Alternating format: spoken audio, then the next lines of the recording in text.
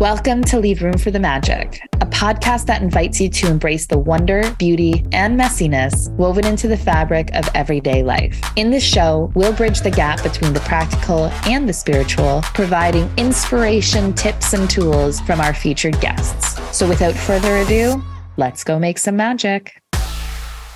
Hi, my loves. I am so excited to introduce to you our guest to today, Kristen Knapp. Kristen is the founder and CEO of a newly launched Heartbeat Rosé, which we've got here today. And yes, I will be drinking some. Kristen, welcome to the show. I'm so excited to have you here. I'm going to be opening mine. I'm so excited to do this. I know, me too. Pop that off. Get a little loose. I love it. Okay, so I'm going to finish your intro here. Passionate about mixology. Heartbeat Hot Rosé was created in quarantine when you were infusing tequilas and popped a pepper in a bottle of rosé.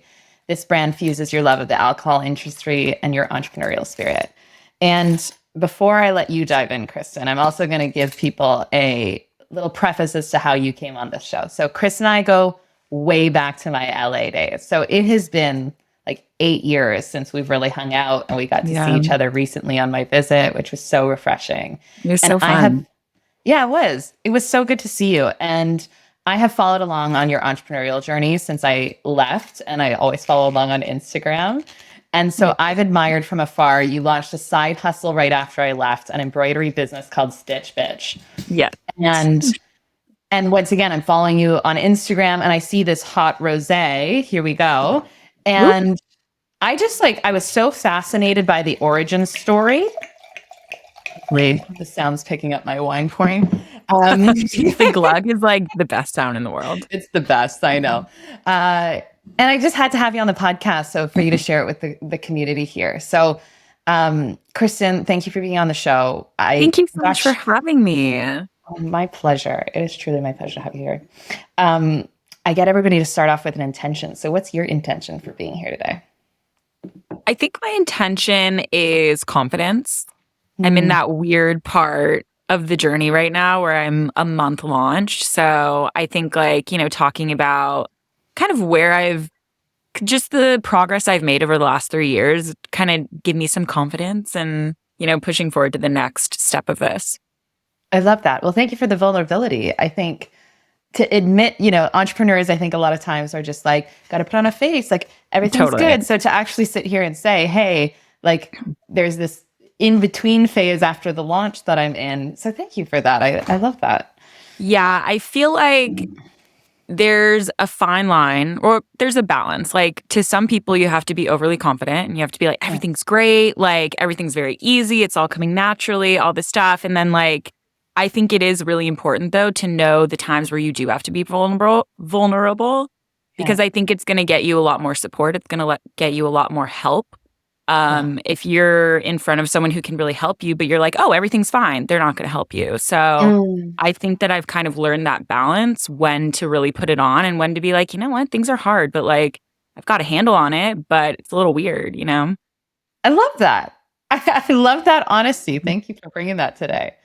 My intention for this podcast episode to showcase you, your brand, what you're building, but also how to,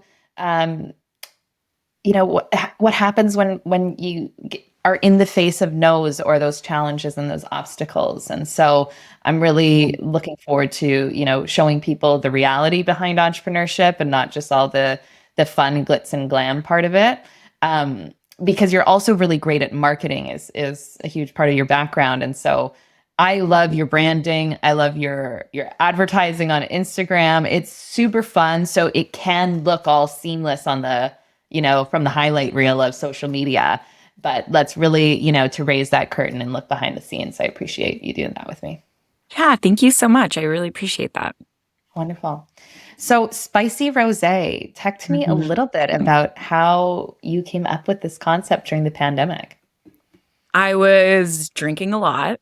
It was with my parents. And I was infusing tequilas at the time. I love mixology. I love making cocktails. And I was actually at the time kind of thinking about infused tequila is a really good idea. And this was right at the beginning of 21 Seeds when they came out with theirs. It was right at the beginning. I was this is such a great idea. And then I kind of just made my way to infusing my rosé, and it was like instant for me, where I loved the way it tasted. I remember I popped a pepper in the rosé and I turned to my dad. I was like, if this works, I'm doing this. And the next day I like saw how it infused or whatever, and I was so happy with it. I went online. This is pre-TikTok trend for Right. everyone out there. There's since been a big TikTok trend where everyone is putting jalapenos in their rosé. Drove me insane because I was still like a year from launch. But it was so cool to see people doing that. But this is before that, where like, you Google jalapeno rosé, pepper rosé, whatever.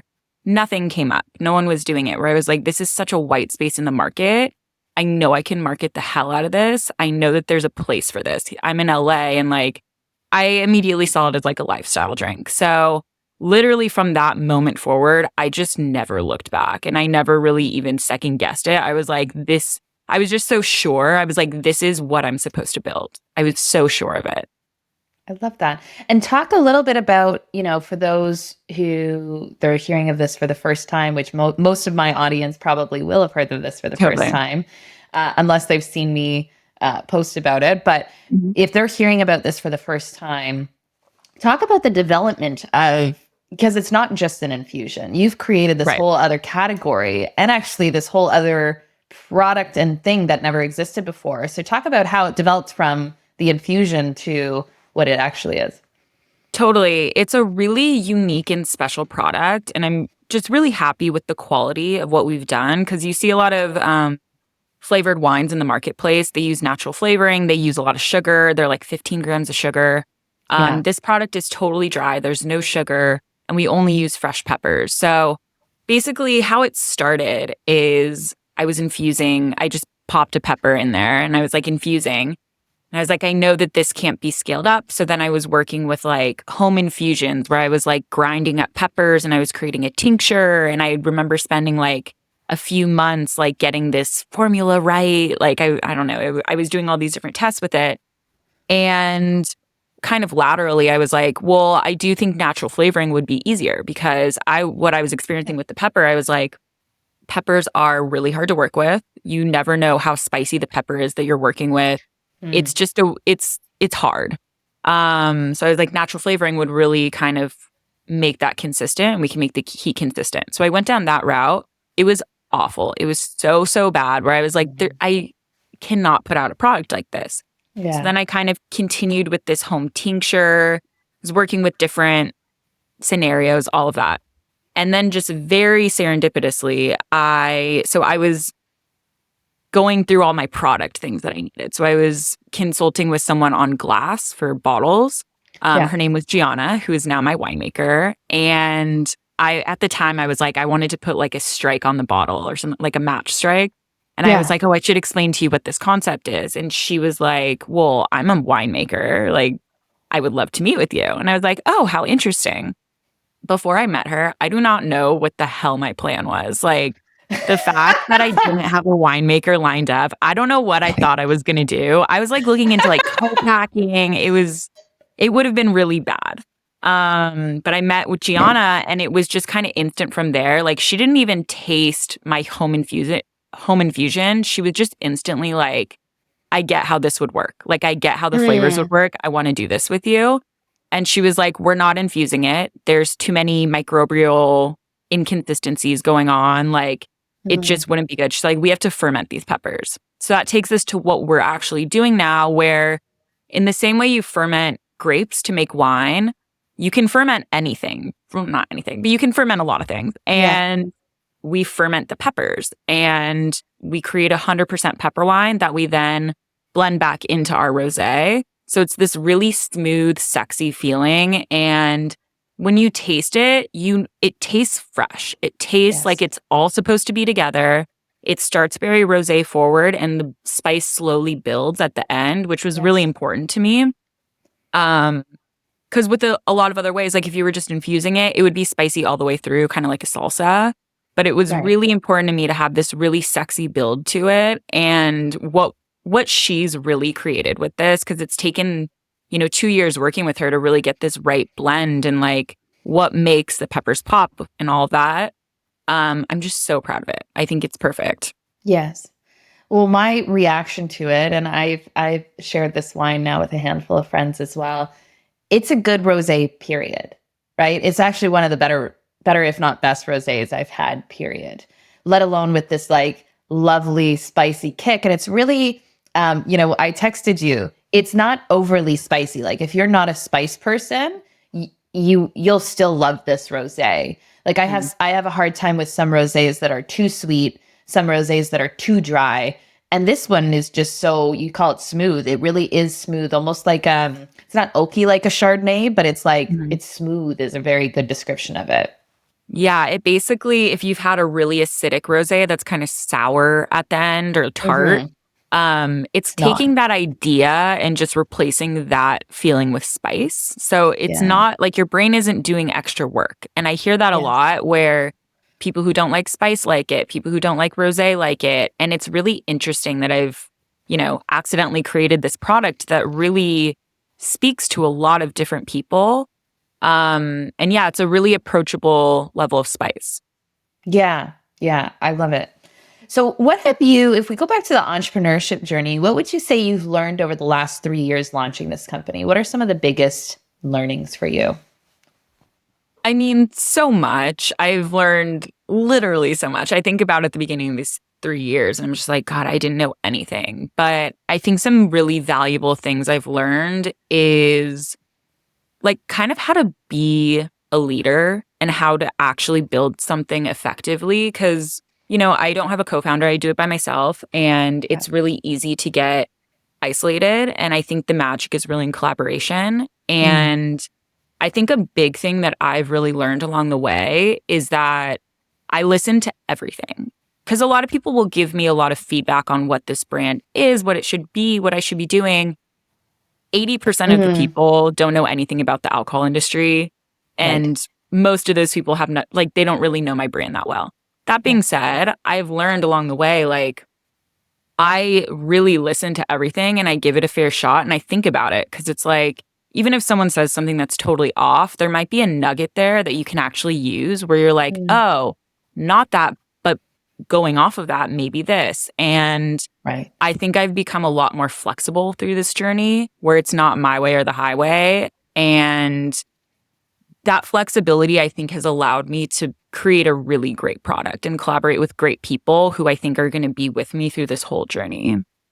Love that. I love that. And if you go back to, I mentioned in the intro that you did a side hustle way back in the days, right? As I was leaving LA, so probably 8 years ago now. What kind of lessons did you take from doing a side hustle with that entrepreneurial spirit to then, going at this full time? I think having a side hustle for anyone who's aspiring to one day have a company, even if you're kind of just aspiring to be at the head of someone else's company, I think having a side hustle is so important. It taught me the basic stuff like setting up an LLC, what the difference between a sole proprietorship and an LLC is, why I would need one or the other, trademarking, branding, website development. I kind of learned all that myself and I got these really, tangible skills. But beyond that, it helped me develop my skill set of working for myself and holding myself to a certain schedule and holding myself to certain goals and putting myself out there and growing it. Because people aren't going to tell you what to do every day. You have to just do it yourself. And it was a really good, like, dipping my toes into that and kind of flexing those muscles. I love that. You've talked about this bridge from the launch to where you're at today and where you're thinking about the company moving forward.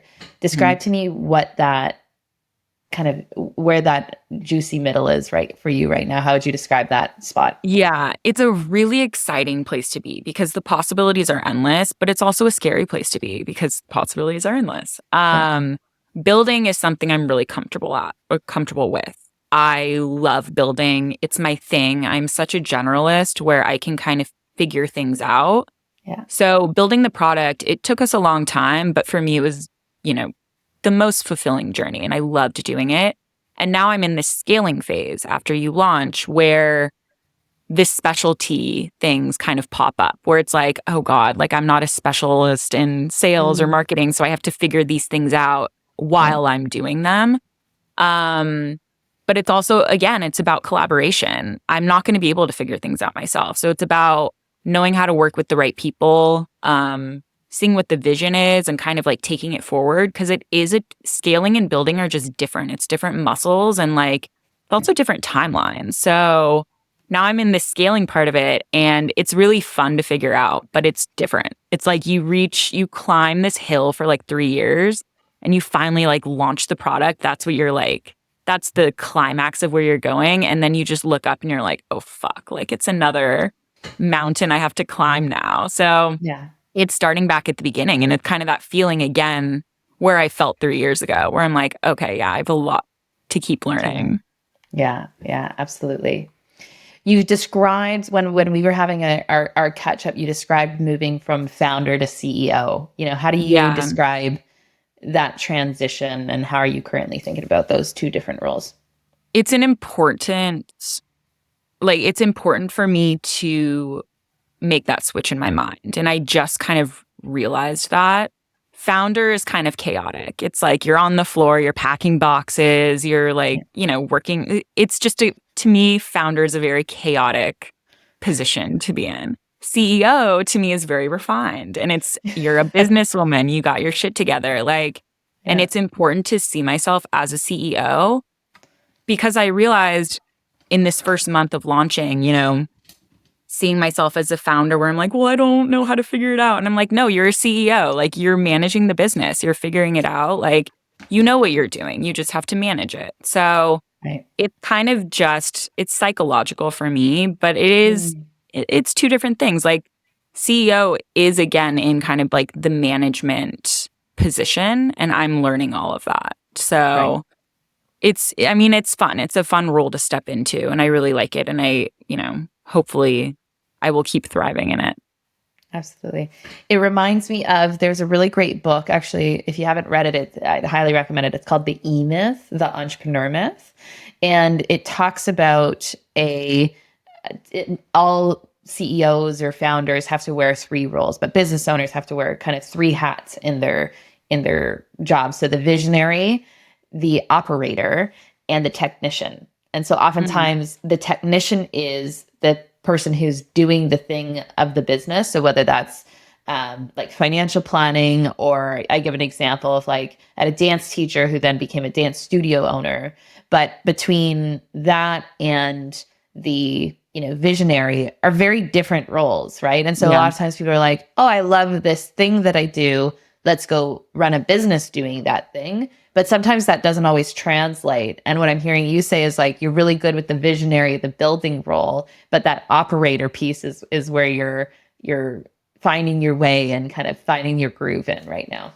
Totally. It's all about learning. Like first time founders, like you're not supposed to know exactly what you're not supposed to know like the path. That's kind of, and it's also kind of your superpower because you're going to take more risks. You're going to do things a little bit differently. And I firmly believe me not really having a clear understanding of the wine industry when I started this is the only reason why I kept going with it. If I knew how hard it was, I probably wouldn't have started that first day. But I was like, oh my God, I can just launch a Rosé brand. It's easy. And like, you're on this path and kind of like, you learn as you go. And that actually helps you get more motivated. Well, you told me about that, about embroidery as well. You had never embroidered before you started that side hustle. What made you choose embroidery? I don't know. It's like most people have like a side hobby they love and they're like, oh, let's make this a side hustle. But you're like, hey, let's do a side hustle of something I've never done before. I think it's fascinating. It's just like I don't know. It's the way I operate. It's very exhausting being me. But it was the same thing as this wine thing where I was like embroidering something for a gift. And just out of nowhere, I was like, oh, I can make a business out of this. I was like, I could do event embroidery. I know so many people. I could like do this, that. I could do this partnership. I was like, I could definitely make this business. So I was like, I'm doing it. And I just never looked back with that. I set up the business and like the website and everything. And then I learned how to embroider, which was that's how I did it.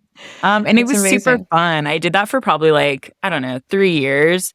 And I did events. I did like actual like e-commerce for a while, but then I kind of just transitioned into events. And it was Yeah. super fun. I mean, I got a lot out of that. I learned like a physical skill, which I think are just, it's important to kind of learn those things. And yeah, it was super fun, but it was random as hell. Well, good on you. I do find there are some business owners. There's one in Canada, Michelle Romanov, who, or Romano, I don't know how you pronounce her last name. And she is a dragon on Dragon's Den, which is like Shark Tank. And Oh. she started like a caviar business so it's like entrepreneurship can take one of two routes. It's like you're a really good technician and you want to make a business out of it, or you just like have that entrepreneurial mindset and you find gaps in a market and try and fill those gaps, whether it's a passion of yours or not. And so anyways, I'm just reflecting Yeah. of like, you seem to be the latter where it's just like, you're like, I could do this. Let's do it. Why not me? Right. And I love Right. that about you. Exactly. Yeah. It's exhausting. Yeah. I hear you. What would you say some of the kind of like internal, realizations have been? There's external learnings. What are some of your internal learnings on either of your entrepreneurial journeys so far? I think I have learned a lot about my own resilience and my discipline as well. So I've learned a lot about those two things because, this is a journey where there's a lot of curves and like you are going on the wrong path without knowing you're on the wrong path. You got to switch. And, there's a lot of fear involved once you get money involved and once you kind of get the product out there. But I've just learned how resilient I am. Like, there's really nothing that's going to like break me in this business. I'm just going to keep going with it. And my discipline is something that I'm proud of, just keeping on this and holding myself accountable to a schedule, kind of like what we were talking about before. Yeah, when you look at, you had described at least online and in our conversations of like coming up against a lot of no's in the wine business. You can't do this. You can't. That's not how it's done, right? You're Yeah. creating this new category. And speaking of that resilience, what tools do you fall back to, like on your personal practices, to really, reinforce that resilience within yourself? Like, sometimes if you get knocked down, like how do you spring back from that? What kind of practices do you put in place? Personal side. I think it, first and foremost, it comes from just, I believe in this so much. I believe in this product. I believe in this brand. I believe in what it can do in the marketplace. And I do really believe in myself. And I think my belief in myself comes from just my entire, career, education. Like, my parents have always been so supportive of me, which is really huge. And I'm really fortunate with that. But also like therapy, like having a weekly check-in and going to my therapist and being like, I'm a piece of shit. And she's like, well, are you? And I'm like, no, I'm not. You're right. Kind of like talking that stuff out is really important. And like, you realize a lot of the fear that you have in your head is totally irrational. And like, when you follow that thought, it usually leads nowhere, where it's like, oh, okay, So I think just kind of like, like formally checking myself and formally kind of looking at what I'm fearful of and formally looking at like why I'm fearful of those things and what would happen if everything crumbled. Like, what's the worst that can happen? Will you, totally destroy your life? Like, no, you're doing something really cool. So in that way, I think that I've kind of just built just some internal practices to keep moving forward. If you were to fast forward 5 years or 10 years, you can choose the timeline. Where do you hope this goes? Where do you see it going? I really see this fitting into the marketplace, kind of like a 21 Seeds for tequila, a Fireball with whiskey, Screwball with whiskey. I really do see this redefining the wine category and bringing a new set of people into it. I'm a month old in the marketplace, but I do see this catching fire. In 5 years, I think we'll be acquired, and I'm going to work my ass off to make that a reality. but I just kind of want to make something I'm really proud of. And right now, I'm just so fucking proud of it. And I just want to continue on that journey. And when we're looking at like my personal growth, I hear so many stories of entrepreneurs who are like, this had like a devastating emotional impact on me. Like I got the exit, but it destroyed, it just ruined me. I never want to be like that. I always want to be really conscious of why I'm doing this.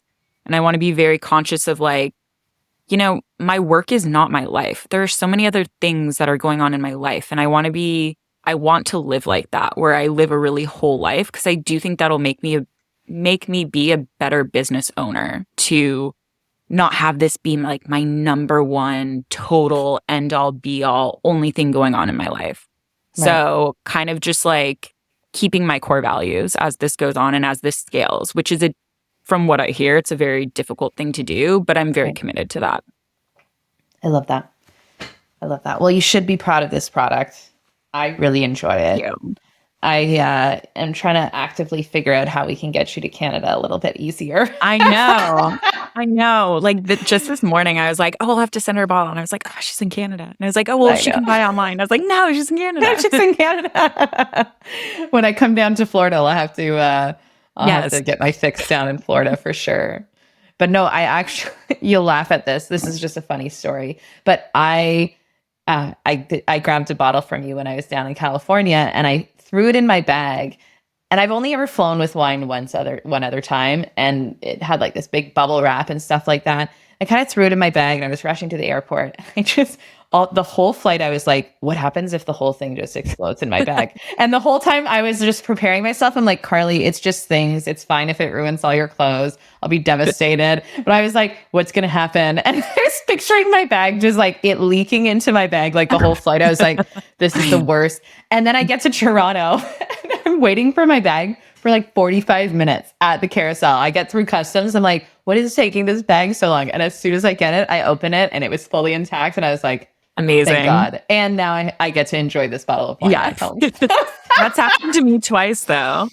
I was going I was going to this founder's dinner or whatever. And I was speaking at it, and I was going to New York, and I bubble wrapped. I did everything I could do. And when I opened my bag, it just spilled all over, and this is when I was kind of in the sample phase. So it was like really potent pepper wine and everything smelled like this pepper wine. And it only ruined what I was going to wear that night. Where it's like, okay, great. So I like went to H&M and I bought it. Yeah. That is too funny.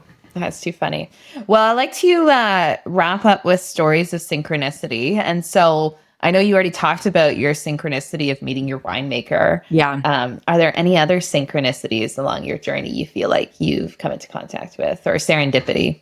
Yeah, totally. I mean, my creative advisor, Matt, who just like, he's so good at what he does. He gets the brand. He meets me where I'm at. He's been a really integral part of just creating the world of this. We just met at a party like on the beach, and I randomly brought up like my company. He's like, oh, let's talk about it. And we just like sat in the corner, and I was just like telling him all about it. And then like we just started working together after that. So that was like, that just happened exactly how it should. And I'm kind of realizing that's how I'm meeting the most important people on this journey. It's happened a couple times. So yeah, just being open to talking to people about the business and seeing their reaction and stuff like that. It's actually been very helpful for me to, partner with people. I like that. One of the things I'm going to reflect that I love about that story of synchronicity is like, that's the leave room for the magic, right? You couldn't have predicted meeting Matt or meeting your winemaker when you were sitting there infusing your wines and trying to figure out how to make it happen. But by taking the steps and having the courage to talk about it with people,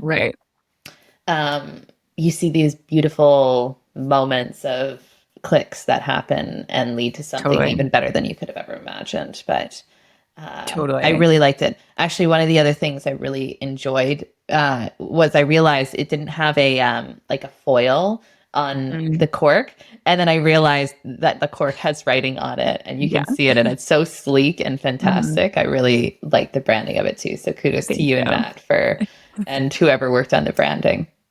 Yeah, we had to do that ourselves. I went to like multiple agencies and it just didn't work. And we ended up just doing it ourselves, which I love it. I'm obsessed with the packaging. So yeah, you did a great job. And synchronicity for me today was I wanted to wear a spicy shirt and you came with a spicy shirt. And it so happens that we're really on brand we are, of the rosé. And so the rosé can act as our deeper red, but I know. we've got the on brand. So that's a fun synchronicity.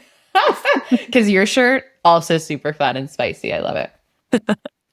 Wonderful. Well, Kristen, how can people, our Canadians, I hope that you will be in Canada someday soon, but for our Americans listening to the show, how can people get in touch with you and find out more about Heartbeat and what you do? Yeah, so you can buy it online at moreheartbeat.com. We ship, to all the states that receive alcohol. And you get free shipping on your first order. So go there. On social media, we're at More Heartbeat. I'm at Kristen Knapp, Knapp. And yeah. Wonderful. And we'll link all those items in the show notes for people so you can go back to the show notes and find them. Well, Kristen, thank you so much for being on the show today. It was a pleasure having you. Thank you so much for having me. This was so fun. Wonderful. Thank you, everybody, for listening and tuning in today. We hope you got something out of this conversation. Please do give us feedback, let us know, and feel free, as always, to share your stories of synchronicity as they happen. And until next time, I hope you remember your magic, and we'll see you on the other side.